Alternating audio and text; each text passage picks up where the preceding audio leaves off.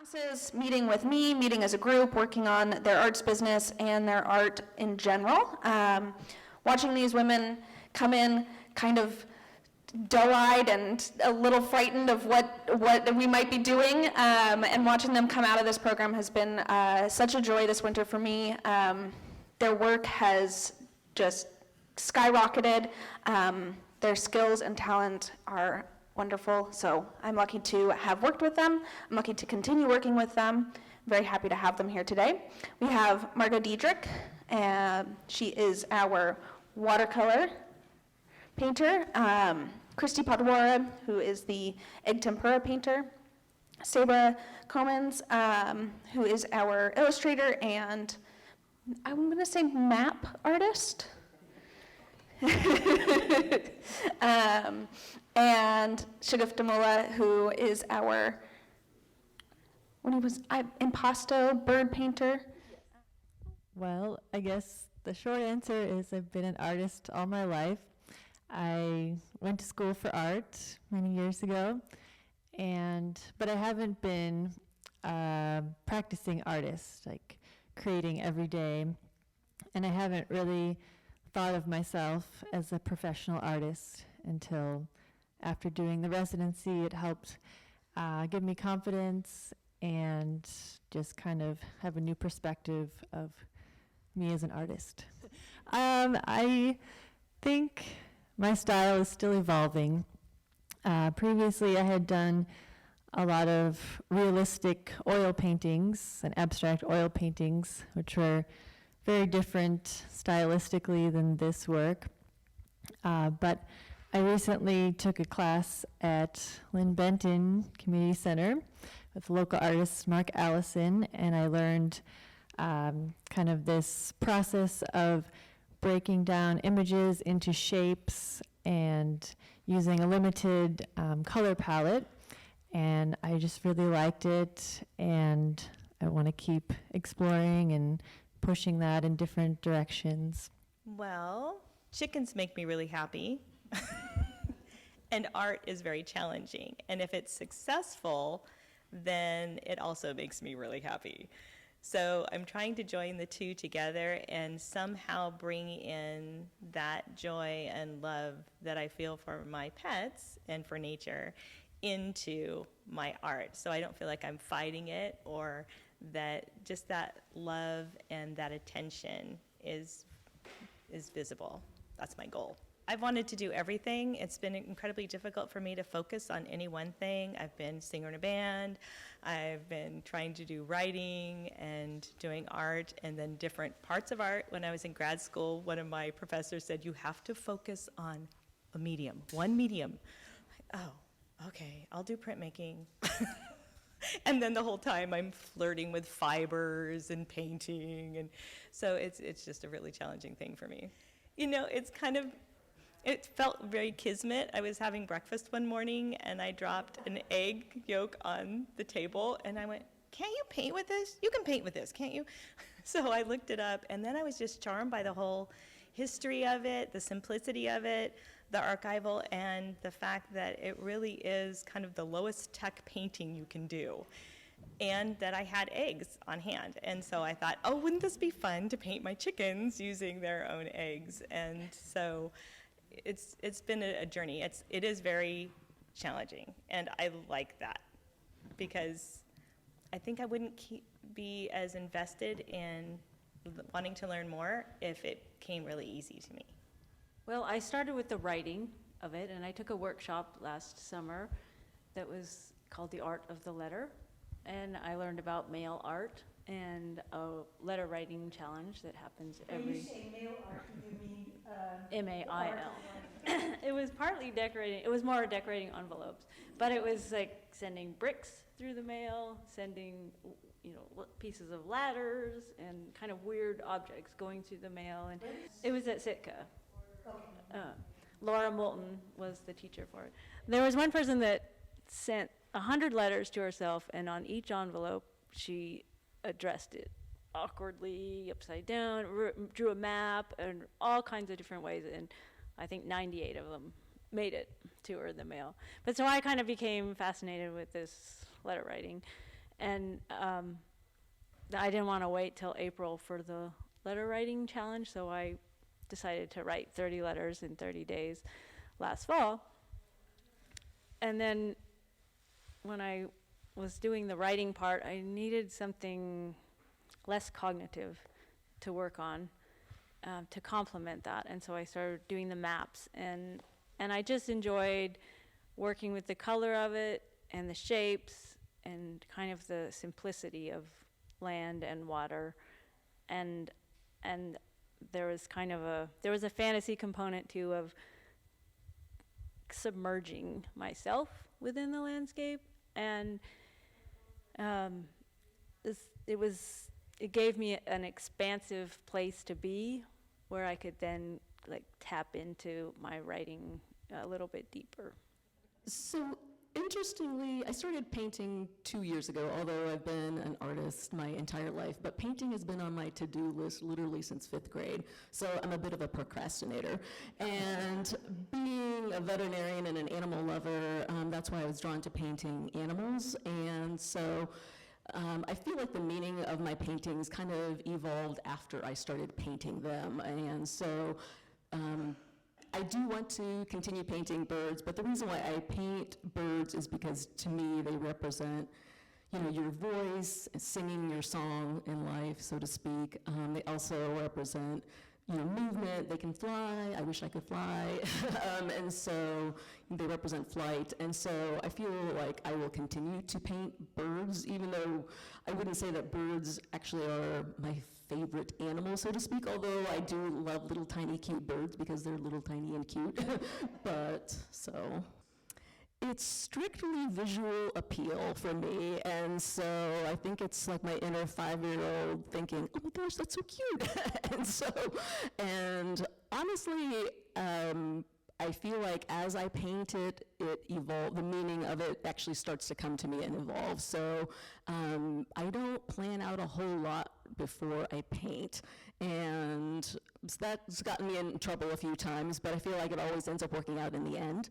But for example, I have a juvenile pelican as one of my paintings, and that represents, like inner child and that type of thing. So, but I pick them surely by, I think they're cute. So when I applied to the program, I applied with impasto pieces that were abstract landscapes, and then I didn't do anything like that in my residency, but there was a part of me that missed doing like realism type paintings, but I couldn't seem to achieve that with impasto, and so I thought, how can I merge the two, like realism-ish, and keep the texture of impasto? So I paint my background paintings in impasto, let it dry for a few days, and then I paint on top of it. And I feel like the texture a lot of times lends to like the feathers, and a few of my paintings I have wood, and so it amazingly adds to the reality of the texture of wood. So I feel it because with the landscapes, they were all abstract, and I liked it temporarily, but I still missed having animals in my work, just because I'm an animal lover, and so that's why I went back to exploring painting animals. The work that I did during the residency evolved during it, and I feel like I'm in a transitional point in my life. I've primarily been raising a family for the last 14 years, and which included homeschooling, and the art that I had done for that was through a school age, for a school age person. And previously, the kind of art I had done was usually as a gift. So I would be so happy to have somebody in need of a gift and something, it would give me an excuse to make some piece of art. And so I applied to the residency wanting to do something more for myself and to do something that was a larger project of similar kinds of pieces instead of one gift that went out. What was the value of that for you? It's huge. I think making a commitment to the Art Center and to the other residents is also, it's making a commitment to myself. And I value that, above everything else that we've done in the program, and it's something I can carry with me forward. Well, I didn't apply the first time it came open.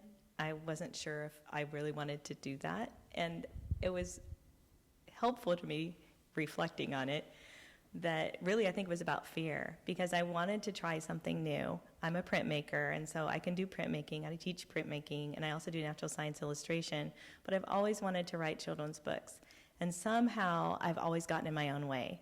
And so this came up, and I thought, well, should I do this?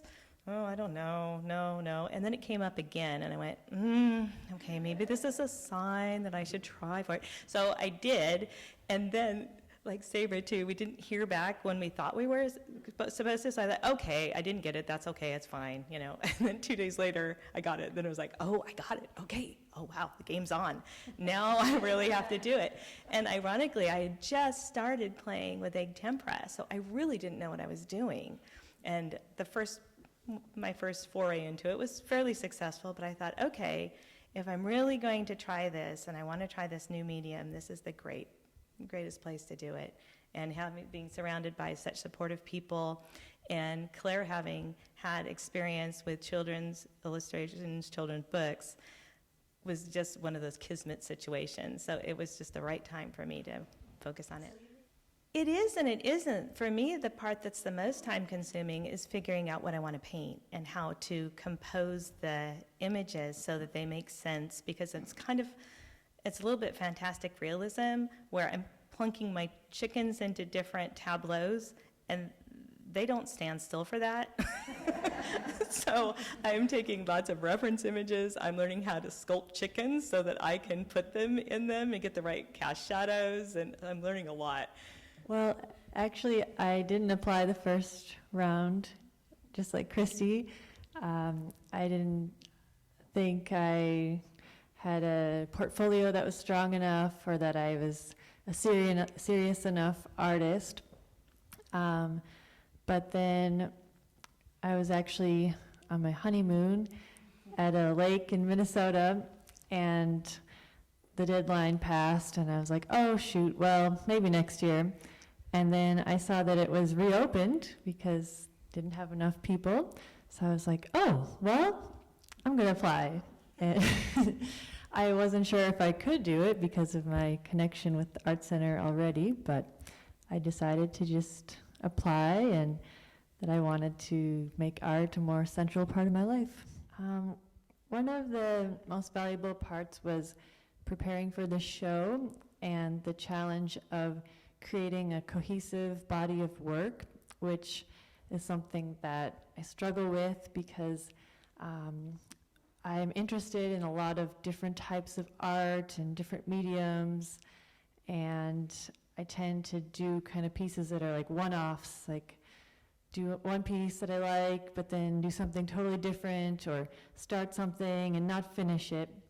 So it was definitely a challenge to create something that stylistically was similar enough to be part of a show. Yes and no, somewhat grounding, but also it was a difficult transition moving out of the studio space in the basement, because I got really used to the routine of, felt like I was going to work, and once I got there, I felt like I could focus. And now that I'm working from my home studio, it's more of a challenge to be disciplined, to stay focused. But I feel like I've slowly gotten better at that. And I feel like just the residency in general was kind of a starting point for actually wanting to start my own art business, because before I was afraid to say, I want to do this, because of course there's a chance of failing. If you say, oh, I'm just a hobbyist artist, there's really no risk in that. The residency was important for that, and like Margot was saying, having the space to go, a space that's dedicated just to creating artwork is fantastic. And I could easily get myself there and think, oh, maybe, I can just be there for an hour or whatever, but then I would always stay longer and do a lot more. And And I think having a dedicated area and the quietness of a space like that helped me to go back and forth between the written part and the visual maps. And part of it is I like to do the writing by hand first, and in the studio there was no computer or laptop, and so I could write in there, and then when that part was kind of fulfilled for the day, then I could turn to the other, the inks and paints and such for working with the maps. So I started doing them I was putting ink on plastic or glass and spraying it with water, and then I printed that onto paper. So it's interesting that you asked that, because at first I didn't use the workspace, and so I was just stuck in my routine of just painting at home. And then after a little bit, I did start using the workspace, and at first it felt uncomfortable, but it then, as Margot had mentioned, was kind of hard to transition out of it and not use the workspace. So it was like you were going to work, and it became important, and I kind of wish we had had the space until like February because it then was difficult to transition back to just painting at home, because here it gave it some structure, whereas at home it's like, okay, I've been painting for a few minutes or an hour and now I'm gonna go do something else. So it's a shared workspace. I mean, in the sense that that space isn't exclusively used for art, so I might pay my bills online at that space, or do anything else at that space. So no. Well, I'm a printmaker, so that was one of the things that's really important to me, is to have enough space. And I don't have a big press. I have an old letter press, but I do have a 4-arm screen print press, which takes up a significant amount of space. And so my husband and I moved to the country a few years ago, and one of the things we wanted was a space for me to have a studio. Ironically, I kind of had this resistance to go into the studio for several months, and I'm still not sure what that was about. But after going through using the studio and sharing it with Sabra, I'm loving it there. And this is going to sound so silly, but that building, we were in a different building. We were not in the basement down here, and it's an old building, and I was reading a lot of Charles Dickens at the time, so it felt really romantic and old. And I stumbled across this funky chair at an estate sale that I had my husband drag up the stairs to our studio space. Well, when we had to move out, I had him come and drag it back down and put it in my studio, and it's made all the difference having that chair in there. It just feels like it's part of a connection to that time, but also it's an old chair. It's in one of my paintings, and it just is so much more inviting, and I want to go and be in my studio much more now than I did before. Actually, I do have a designated studio space that's plenty of space for what I do. I think it's just a matter of being more disciplined and creating a schedule for working in it. Currently, I have a desk area that's at the end of our kitchen, so you can imagine kitchen things closing in on that space. And yep, it's all filling up, and the desk space gets smaller. And so I have this grand idea to put some kind of partition door in there, and I can go out the front door of the house and walk around and then come in the back door and access that area. I feel like they would be supportive in my house. They also might want to come in and hang out and do some work too, which may or may not be as supportive. It's taken a while for my husband and I to come up with some kind of a system that says, okay, really, I'm in lockdown, I need to work now mode, because it's so easy for me to go, oh, why don't we go and do this, or work in the garden, or, now that it's getting to be spring. And so I'm setting more clear lines. But yeah, it's a tricky thing. I actually do. I've been reading this fabulous book, and it's creatively called Procrastination. It's about procrastination. It's the best book I've read on any kind of time management or resistance to success. So if you tend to do that yourself, I highly, highly recommend the book. So the book is just called Procrastination. I unfortunately can't remember the author right off the top of my head, but it's a yellow book, and that's just the title, and it's been around for a long time, and it's the first group of people who really studied procrastination in depth, and it's not a light book. It talks about there being real reasons behind your procrastinating, that it serves a purpose, or historically it served a purpose for you. So the past few months, I've been reading a lot about like childhood and family dysfunction and trauma wiring of the brain. And so a lot of these behaviors like procrastination could be a fear of failure, especially if you lived or grew up in a performance-based home and quote-unquote love was based on performance, that sort of thing. And so procrastination, I think, for me, is rooted in that, which is something that I'm working on. It's because if you don't do something, then you don't fail at doing it, but then you also don't succeed in it either. So it's kind of a little kid protective behavior, but it doesn't serve you well as an adult. I mean, that was a struggle because be perfect, or your definition of perfect, and that's also rooted in all those things from the past. And I noticed that numerous times my paintings would have what I would call an ugly stage, and then I just kept working on it, and then it wasn't ugly anymore, and I actually liked it. In fact, it turned out better than I thought. And so that actually, I feel like, helped calm down my nervous system in a sense that, okay, it doesn't look great right now, but it's not going to stay that way. And so I didn't think like that before, and now I do. So I felt like the written work was a lot scarier to put out there than the visual work.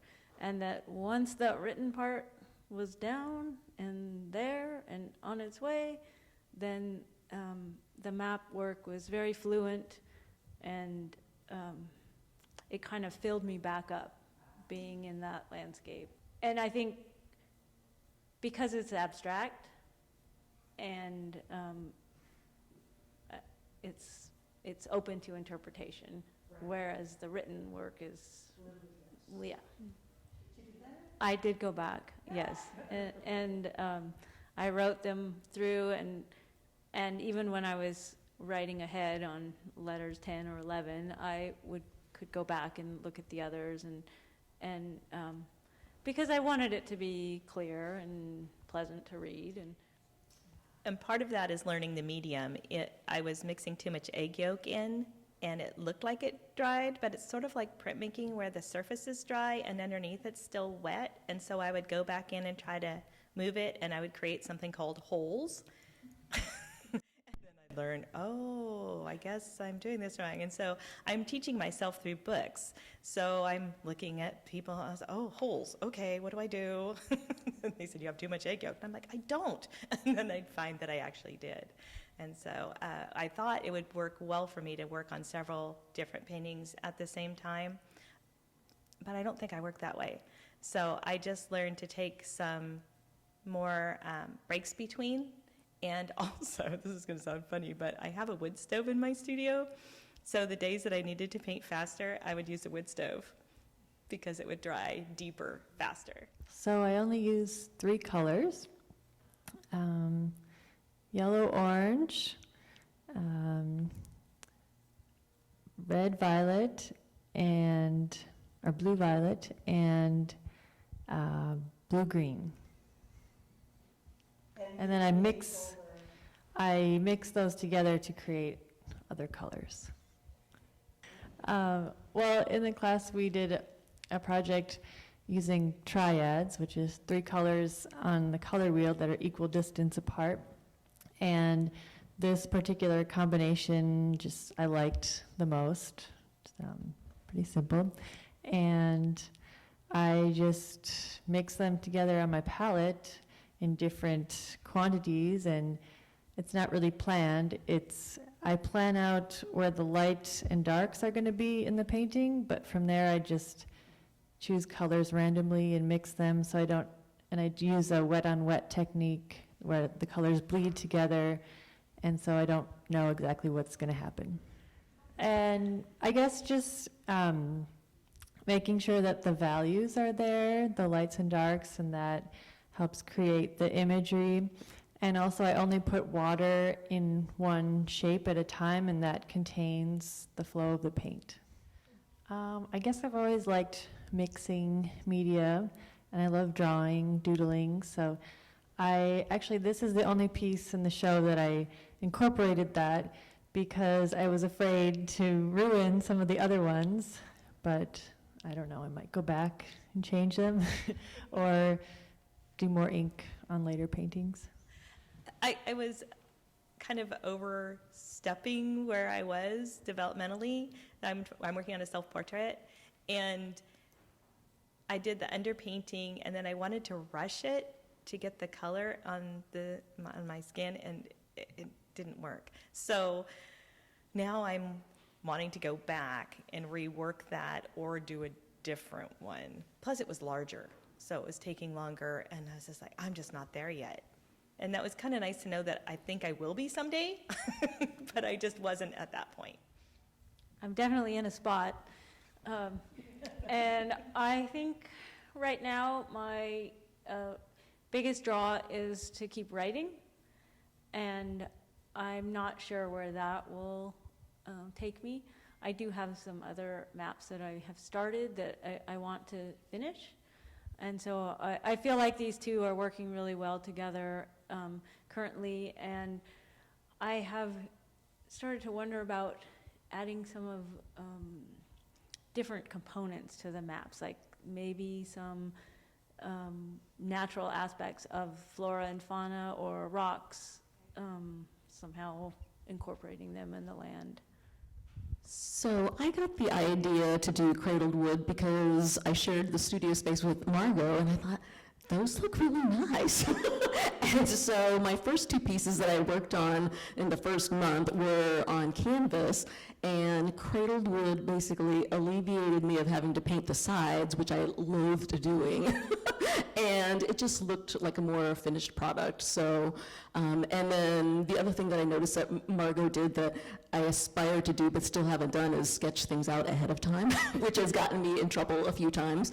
But that's how I ended up using cradled wood, is because I observed her using them, and I thought, that looks really nice. That was something that I was concerned about, because like when you were having to paint the sides on a canvas, then I would look at my hands, because a lot of times I would pick the painting up and paint holding it. And so I thought, how am I going to keep this clean? And then I thought, well, I'll just use painter's tape. So I went to Target and bought some blue painter's tape, and being the nerdy, detailed person that I am, I thought, how long can you leave this on before it's like a problem? And the manufacturer's instructions actually say 14 days. So I put a little note on my calendar to take it off before then. So for me, notes, after a few days, it looks so familiar, I don't see it. So that's why I like Post-its on the mirror, affirmations on the refrigerator. After a few days, I just don't see it. So I would not see that. Well, I fell in love with the cradled board when I was painting in oil because it allowed me to have a finer surface and more detail. And like Sabra, I also didn't want to frame my pieces because, one, it's expensive, and two, it kind of takes away from the look of the work. For me, it helped me have a daily practice of painting, and so before, I did not paint every week even, or sometimes even every month. And so having gone through this residency, I thought, after I dropped my paintings off for the exhibit, I thought, I'm not going to paint for a minimum of 3 days. And one day went by and I thought, I want to paint.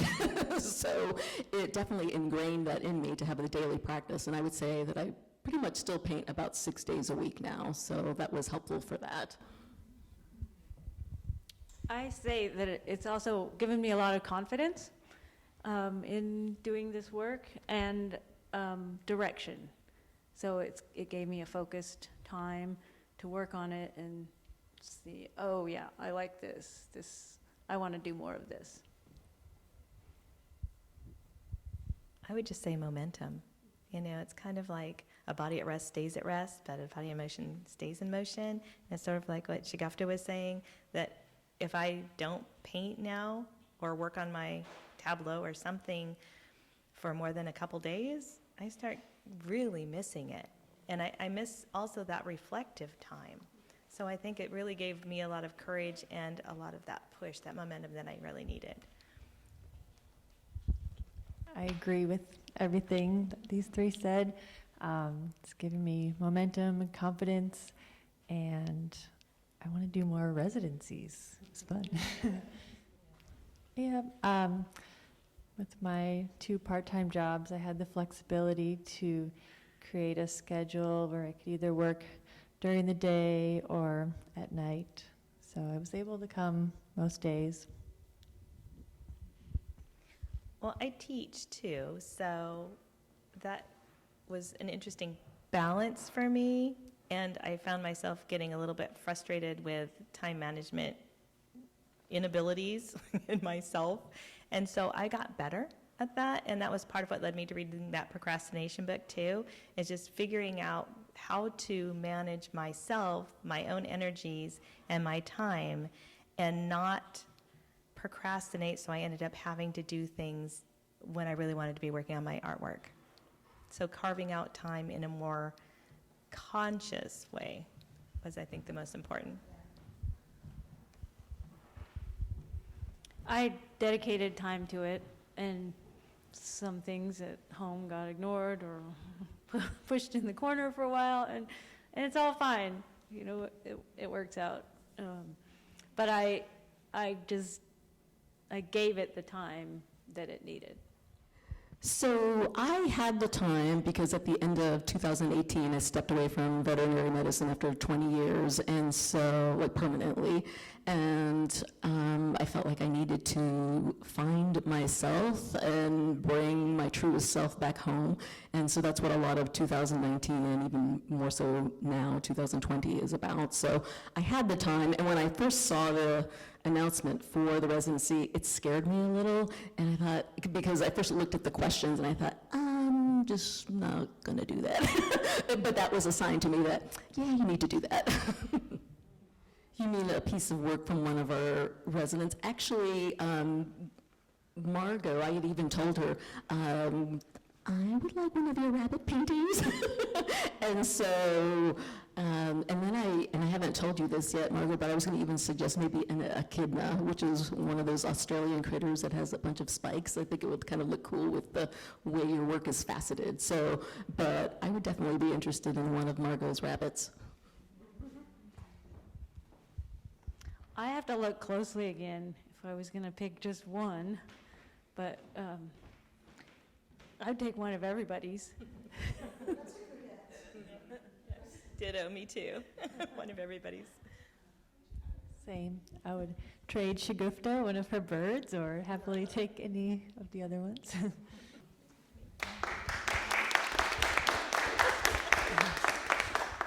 I just want to say shout out to Claire for being an amazing program director. She was really positive and encouraging and professional throughout the whole thing, and that really made it for me.